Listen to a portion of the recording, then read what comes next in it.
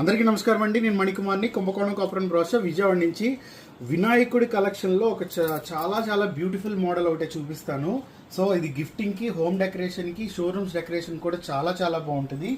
So ఇక్కడ మనకి వీణ వాయిస్తున్న గణపతి అనమాట. యాక్చువల్గా మనకి మ్యూజిక్ సెట్స్ చాలా చూసుంటారు. సో ఈ గణపతి వచ్చేటప్పటికి ఈయన ప్యాటర్న్ స్వామివారు చూడండి మడికాలు వేసుకుని కూర్చుని ఉన్నారు. అలాగే ఒక పీఠం మీద కూర్చుని చక్కగా వీణ వాయిస్తున్నారనమాట. అలాగే చతుర్భుజాలతో ఇక్కడ చూడండి ఆయన వీణ తీగలు అవి ముట్టుకున్న విధానం కానీ, అంటే ఆ వేళ్ళు, ఆ కార్వింగ్, ఆ హ్యాండ్స్ పట్టుకున్న విధానం, ఆ వీణని ఆయన ఒళ్ళో పెట్టుకున్న విధానం, ప్రతిదీ కూడా చాలా బాగుంటుంది.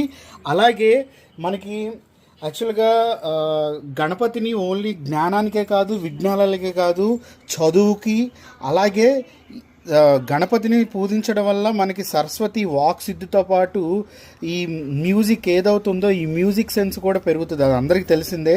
ఆయన సర్వం అన్ని రకాలుగా ఆయన కృప ఉంటే మన జ్ఞానంతో పాటు చక్కగా సంగీతంతో పాటు తర్వాత ఆ వాక్ సిద్ధి అన్నీ ప్రసాదిస్తారు.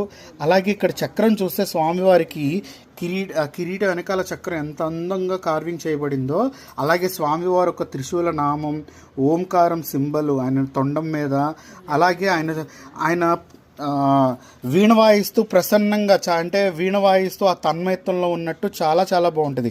అలాగే ఇక్కడ న్యాచురల్గా ఉన్నట్టు ఆ పంచముడతలు కానీ, అంటే ఆయన కూర్చుని విధానంలో పంచముడతలు కానీ, ఆయన పాదాల ముడతలు కానీ ప్రతిదీ కూడా మీరు గమనించవచ్చు.